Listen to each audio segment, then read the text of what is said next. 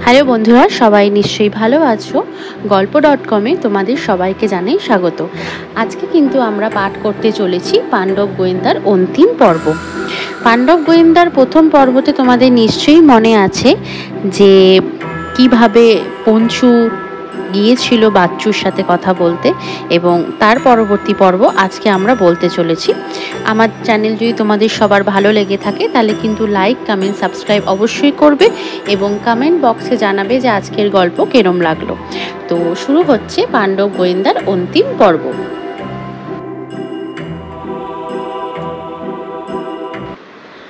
দুপুরবেলা মিত্তিরদের বাগানে সেই ভাঙা বাড়িতে গিয়ে জমায়েত হলো সকলে। বাবলু, বিলু, ভম্বল, বাচ্চু, বিচ্ছু এবং পুঞ্চু, কেউ বাদ গেল না। বিচ্ছু ধীরে ধীরে গত রাত্রের ঘটনাটা সবিস্তারে খুলে বলল। শুনে তো অবাক সকলে। বাবলু বলল, আমি বিচ্ছুর এই দুর্দান্ত সাহসের প্রশংসা করি। বিলু বলল, কিন্তু এইরকমই যদি হয়ে থাকে তাহলে এর পরেও কি আমাদের এখানে ঘাঁটি গড়াটা ঠিক হবে? ভম্বল বলল, আলবৎ হবে। এমন নিরিবিলি জায়গা আর কোথায় পাবো বল? তাছাড়া এই বাগানের যাতায়াত তো আমাদের একদিনের নয়। সেই মুহূর্তে বিলু বলল, সে কথা ঠিক, কিন্তু কাল রাত্রে যা হয়ে গেল তারপরে। বাবলু বলল, দেখ, ভীতু ছেলের মতো কথা বলিস না। পাণ্ডব গোয়েন্দারা ভীতু নয়, এটাই প্রমাণ করতে হবে। আমাদের ঘাঁটি এখানেই থাকবে এবং সময় পেলেই আমরা এখানে এসে জড়ো হব।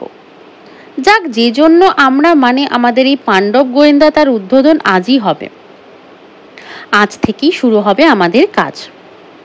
রাত 12টার সময় সবাই যখন ঘুমিয়ে পড়বে তখন আমাদের বাড়ির লাইট পোস্টের নিচে এসে দাঁড়াবি তোরা। সেখান থেকেই দল বেঁধে আমরা এখানে আসব। তবে পঞ্চুকে এবারে আমার সঙ্গে নেব না, কেননা যদি ভৌতিক ব্যাপার হয় তাহলে কুকুরে ভূত চেনে, ও বেটা চেঁচিয়েই সব মাটি করে দেবে। বিলু বলল, কিন্তু আমার মনে হয় পঞ্চু আমাদের সঙ্গে থাকলে ভালোই হতো। বাবলু বলল, না। সেই না শুনে পঞ্চু অমনি মুখ উঁচিয়ে প্রতিবাদ করতে উঠল। বাবলু বলল, না পঞ্চু, আমাদের আজকের এই অভিযানে তোমাকে আমরা সঙ্গে নিতে পারবো না। বিলু, ভম্বল, বাচ্চু, বিচ্ছু সবাই তখন বাবলুকেই সমর্থন করলো। একেবারে পুরোপুরিভাবে ঠিক হয়ে গেল যে পঞ্চু ওদের সঙ্গে যাচ্ছে না। রাত তখন 12টা। বিলু, ভম্বল, বাচ্চু, বিচ্ছু ঠিক সময়েই বাবলুদের বাড়ির সামনে লাইট পোস্টের নিচে এসে দাঁড়ালো। এসে দেখলো ওরা আসবার আগেই বাবলু এসে চুপচাপ দাঁড়িয়ে আছে। তারপর যেই ওরা জড়ো হলো অমনি সবাই মিলে চললো মিত্তিরদের বাগানের দিকে। যথাসময়ে বাগানের সেই ভাঙা বাড়ির মধ্যে গিয়ে ঢুকলো সকলে। আজ আর এখানে আসতে অন্ধকারে কোনো একটা অসুবিধা হলো না, কেননা বাবলুর হাতে টর্চ ছিল। না হলে যা অন্ধকার তাতে পাশের লোককেই দেখা যায় না। বাবলু বলল, আজ রাতেই এই বাড়ির সমস্ত ঘর আমরা ঢুকে দেখব। ভাগ্য ভালো থাকলে কালকে রহস্যই আজ উদ্ঘাটন হবে। বিলু বলল, দেখাই যাক, চোর ডাকাত কি ভূত। যদি ভূত হয় তাহলে আমরা এতজন যখন যাচ্ছি তখন ভূত নিশ্চয়ই আমাদের কাছে আসবে না। ভম্বল বলল, সঙ্গে একটা আঁশ বটি রাখলে ভালো হতো। বাবলু বলল, আঁশ বটিটা কি হবে? আঁশ বটি দেখে ভূত পালাবে? বোকা কোথাকার, এত ভয় কেন? এটা বিজ্ঞানের যুগ, এ যুগে ভূত বলে কিছু আছে নাকি? আর ভূত যদি থাকে তাহলে ভূতের সঙ্গে খালি হাতি লড়বো আমরা। ভম্বল বলল, আমি অবশ্য আসবার সময় একটি গুলতি আর কিছু পোড়ামাটির গুলিও নিয়ে আসছি, দরকার হলে সেটাকেও আমরা কাজে লাগাবো। বাবলু উৎসাহিত হয়ে বলল, খুব ভালো করছিস, অনেক কাজে লাগবে ওইটা। দে গুলটিটা আমার হাতে দে। ভম্বল গুলতিটা বাবলুর হাতে দিল। এমন সময় হঠাৎ করে একটা সবাই চুপ করতে বলল। বাবলু, কি হলো? হলো কি? সবাই কান খাড়া করে শুনতে লাগলো। সেটা কেমন যেন রোমাঞ্চকর মনে হলো। বিচ্ছু এসে বাচ্চুর গায়ের কাছে ঘন হয়ে দাঁড়ালো। সবাই শুনলো ছাদের ওপর কেমন যেন একটা খসখস আওয়াজ হচ্ছে। কি ভয়ঙ্কর! এই ঘন অন্ধকারে নিকষ কালোয় এই ভাঙা বাড়িটা তখন সত্যি প্রেতপুরী বলে মনে হলো। মুঠো মুঠো জোনাকি চারিদিকে ইতস্তত বিক্ষিপ্তভাবে ঘুরে বেড়াচ্ছে। সেই মিটি মিটি জোনাকির আলোয় মনে হলো এই পরিবেশটা এক সাংঘাতিক রকমের বিভীষিকাময়। বাইরে চাপা ডালের গাছে পেঁচা ডাকলো শক শক করে। ওরা টর্চের আলো নিভিয়ে দিয়েছে তখন। প্রত্যেকেই স্নায়ুর মতো দাঁড়িয়ে আছে। দেওয়ালে ঘেঁষে নীরবে দেওয়ালে ঠেস দিয়ে দাঁড়িয়ে রইল ওরা। অনেকক্ষণ দাঁড়িয়ে থাকার পর এক সময় খুব সাবধানে অন্তত চাপা গলায় বাবলু বলল, সবাই আমার পিছু পিছু আয়। তারপর গুলতিটা এবং পোড়া মাটির গুঁড়িগুলো বিপুল হাতে দিয়ে বাবলু বলল, এগুলো তোর কাছে রাখ বিলু, তোর হাতের অব্যর্থ টিপ। যদি দেখিস আমাদের মুখের ওপর কোনো আলো এসে পড়েছে তাহলে সঙ্গে সঙ্গে সেই আলো লক্ষ্য করে গুলতিটা টিপ করবি। বিলু আচ্ছা বলে গুলি ও গুলতি নিয়ে এলু। তারপর সবাই মিলে এগিয়ে চলল বাবলুর পিছু পিছু। ওরা এই ঘর সে ঘর করে দোতলায় উঠে এলো। দোতলার বারান্দার পার হয়ে একটা ঘরের কাছে যেতে যেতেই দেখলো ঘরের মধ্যে থেকে মৃদু একটু আলো রেখা খুব অস্পষ্টভাবে বাইরে ভেসে আসছে। ওরা একবার থমকে দাঁড়ালো। তারপর খুব সতর্পণে ঘরের ভেতর উকি দিয়ে দেখলো একজন ভদ্রলোক হাত পা বাঁধা অবস্থায় ঘরের মেঝের মধ্যে পড়ে আছে, আর দুটো কঙ্কাল দুপাশে দাঁড়িয়ে আছে ধারালো দুটো ছোড়া হাতে নিয়ে। কি ভয়ঙ্কর সে দৃশ্য! একজন ছোড়া উঁচিয়ে বলছে, এখনো কিন্তু সময় আছে, যদি ভালো চান তো শিগগিরই এক কাগজটাতে লিখে দিন, আমরা গেলেই যেন আপনার স্ত্রী আমাদের হাতে 20,000 টাকা তুলে দেন। যদি না লেখেন তাহলে আজ রাত্রেই আপনাকে খুন করে আমরা এই বাগানের চাপা গাছের গোড়ায় পুঁতে ফেলবো।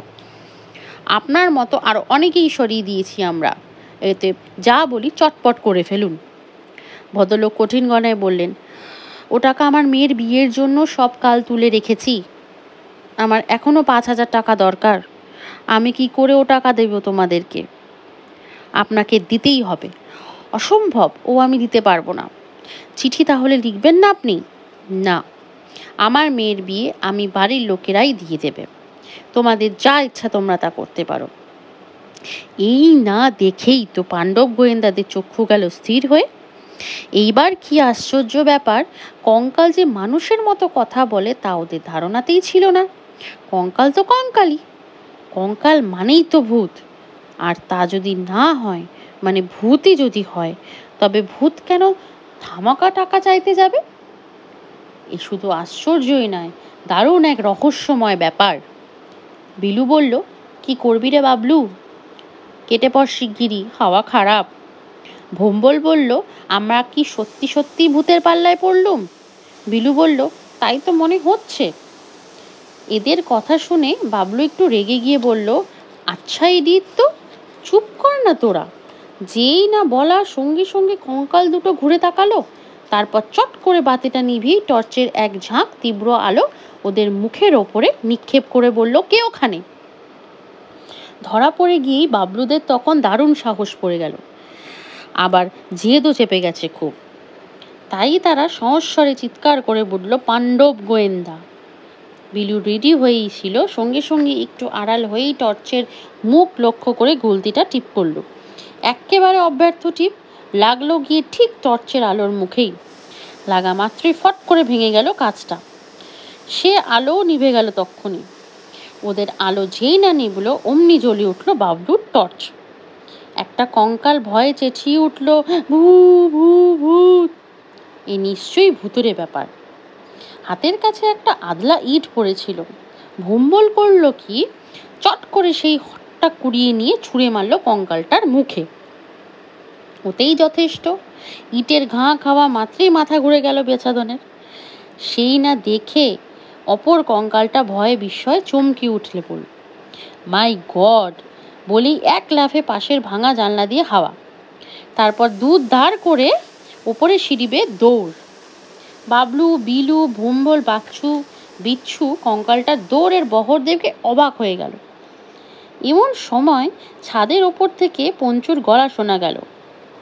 বাবলু অবাক হয়ে বলল, পঞ্চুর গলা না? পঞ্চু কোত্থেকে এলো? ওকে তো আমরা আনিনি। বাবলু অবাক হয়ে বলল, পঞ্চুর গলা না, পঞ্চু কোত্থেকে এলো? ওকে আমরা তো ডাকিনি। বিছু বলল, ও নিশ্চয়ই লুকিয়ে আছে, আমাদের পিছু পিছু পালিয়ে এসছে। কি বদমাইশ পঞ্চু! যাক, ভালোই হয়েছে। বাবলু জোরে চেঁচিয়ে উঠল, আয় আয় পঞ্চু আয়, আমরা এখানেই আছি। কিন্তু পঞ্চু কোথায়? ওরা বারান্দার কাছে এগিয়ে এসে দেখলো পঞ্চু তখন পলায়মান সেই কঙ্কালটাকে ধরবার জন্য তীরের মতো ছুটছে। বাবলু বলল, যাক, পঞ্চু যখন গেছে তখন আর আমাদের এদিকে মাথা ঘামানোর কোনো দরকারই নেই। এখন ঘরের ভেতর ঢুকে দেখা যাক ব্যাপারটা কি। ওরা সকলে ঢুকলো ঘরের ভেতর। তারপর টর্চ জেলে সেই অচৈতন্য কঙ্কালের কাছে এগিয়ে গেল ওরা। বিলু আর বোম্বল হাত পা ভদ্রলোকের বাঁধন খোলার কাজে লেগে গেল। ভদ্রলোক মুক্তি পেতেই তাড়াতাড়ি পকেট থেকে দেশলাই বার করে জ্বেলে ফেললেন বাতিটাকে।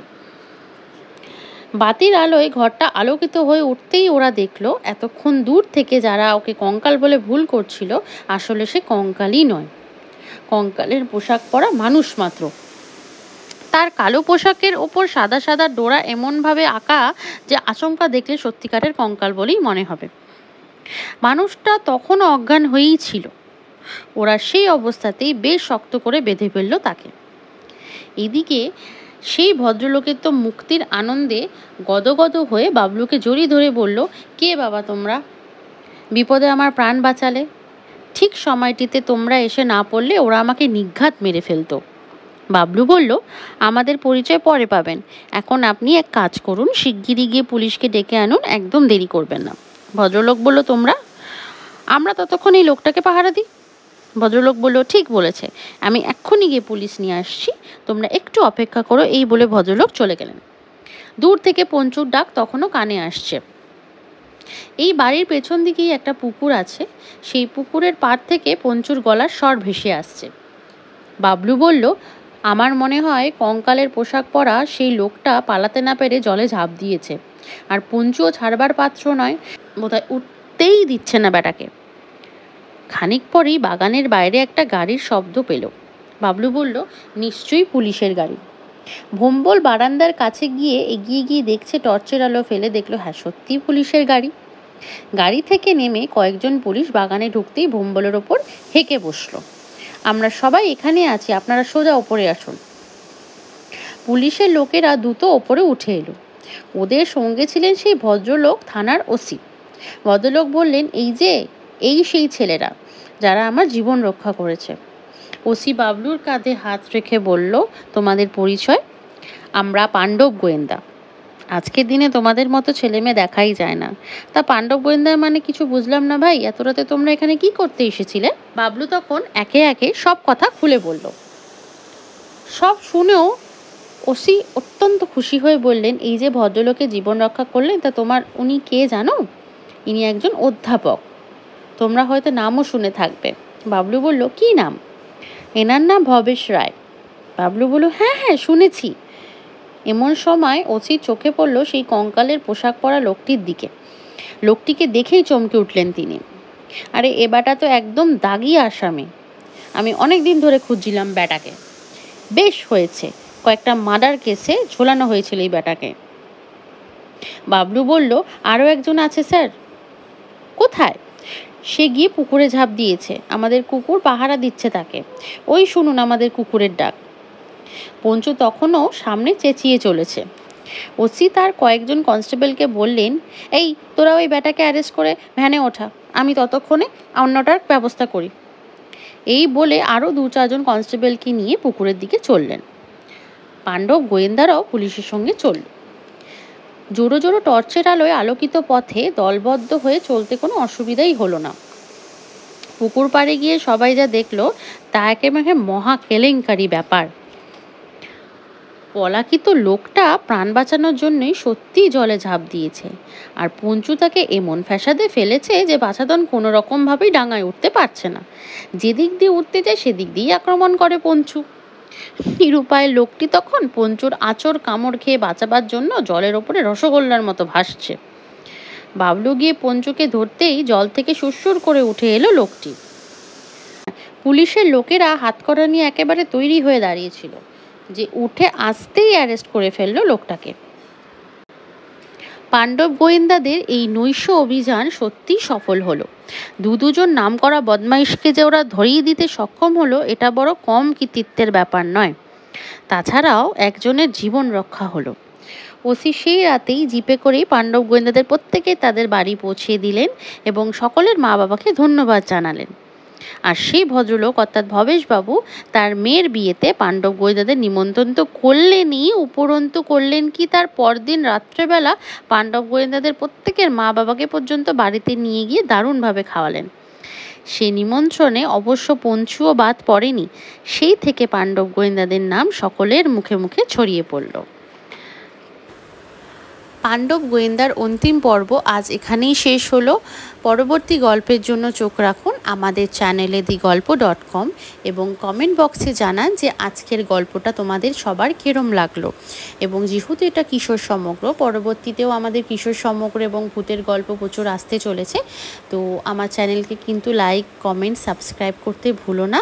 এবং তোমরা কিন্তু নিজেদের গল্প আমাদেরকে পাঠাতে পারো অবশ্যই আমাকে মেল করে। আমার মেল আইডি আমি সবার শেষে দিয়ে দেবো, তো তোমরা চোখ রেখো। সবাই ভালো থেকো। শুভরাত্রি।